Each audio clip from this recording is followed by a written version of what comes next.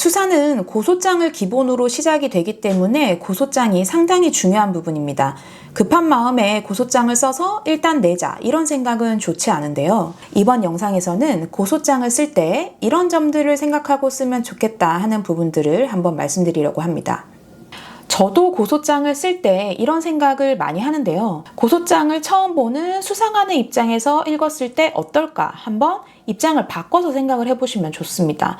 쉽게 말해서 고소장을 보고 수사관이 이게 무슨 사건이구나 이해가 잘 되고 어떻게 수사를 해야겠구나 방향이 잡히고 이렇게 될 수 있는 고소장이 좋다는 뜻입니다. 고소장을 봤는데 시간 순서도 왔다 갔다 하고 이 얘기했다 저 얘기했다 하면서 일관성도 없고 정작 중요한 내용은 빠져있고 이러면 입장을 바꿔서 생각을 해봐도 읽으면서 헷갈리고 무슨 말인지 잘 모르겠죠. 그래서 고소장을 작성하실 때에는 억울하다 이렇게 감정에만 호소하거나 내가 피해를 봐서 지금 어떤 상황이다 이런 내용만 가득 쓰는 게 아니라 시간 순서대로 정리를 해보시고 일시, 장소, 범행 방법 이런 내용들이 들어가면서 쓸 수 있는 부분을 구체적으로 특정해서 적으려고 하셔야 합니다.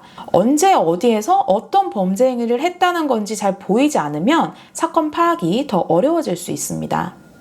고소를 하면 고소장은 피의자가 정보공개 청구를 해서 미리 볼 수가 있습니다. 이걸 확인을 하고 피의자가 경찰서에 조사를 받으러 가게 되거든요. 그래서 또 너무 자세하게 고소장의 증거까지 처음부터 전부 다 첨부해서 제출을 할 필요는 없습니다. 그러니까 내가 뭘 갖고 있는지 이거를 상대방에게 미리 다 밝힐 필요는 없다는 겁니다. 그리고 증거를 내실 때에는요. 아까 제가 고소장을 쓸 때 그걸 보는 수사관의 입장에서 생각해 보라고 말씀을 드렸는데 증거도 마찬가지입니다. 증거를 그대로 전부 갖다 내는 경우가 있는데요. 카톡 대화 내역 전부 제출하고 통화한 내용 녹취록 전부 제출하고 이렇게 되면 수사관이 사건하고 직접 관련이 없는 내용까지 다 봐야겠죠. 그러면 딱 봐서 어느 부분이 사건과 관련이 있고 고소인의 주장을 뒷받침하는 부분인지 파악이 어려워집니다. 그래서 필요한 부분을 잘 정리를 하고 예를 들면 녹취록도 몇 페이지 어디에